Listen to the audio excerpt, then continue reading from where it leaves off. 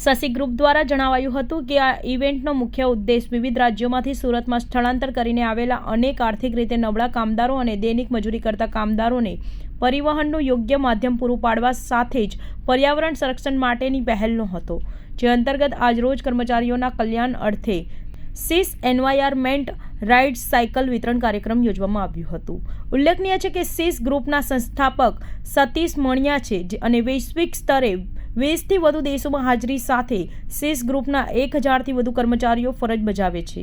સીસ group એ એક business consortium તરીકે કાર્ય કરે છે, જેમાં સીસ ઇન્ડસ્ટ્રીયલ્સ, સીસ જ્વેલર્સ, ગ્રોડલ ટેકનોવેશન, ઇન પેકેજિંગ અને તેની વધુ સંસ્થાઓ સમાવેશ થાય છે. હું સતીશ માણિયા, મારા પાર્ટનર ડિરેક્ટર સુનિલ શાહ અને રમેશ કાકડિયા અમે સીસ ગ્રુપ ઓફ કંપનીના ડિરેક્ટર છીએ. આજે અમારું આ સાયકલિંગ ડિસ્ટ્રીબ્યુશનનો ઇવેન્ટ અમે રાખ્યો છે. એના બે પર્પઝ છે.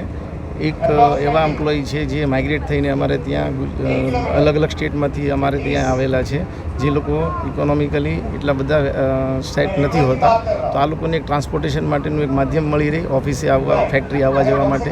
બીજા સ્કિલ એમ્પ્લોયી જે ઓફિસમાં બેસે છે, એ લોકો ઓફિસમાં બેસીને પોતાની ફિટનેસ પર ધ્યાન નથી આપી શકતા, તો આવા લોકોને અમે સિલેક્ટ કર્યા છે, જે લોકો સામેથી ઇનિશિયેટિવ લીધું છે કે અમે લોકો રોજ ઓફિસે સાયકલ લઈને આવશું, કામની જગ્યા પર સાયકલ લઈને આવશું.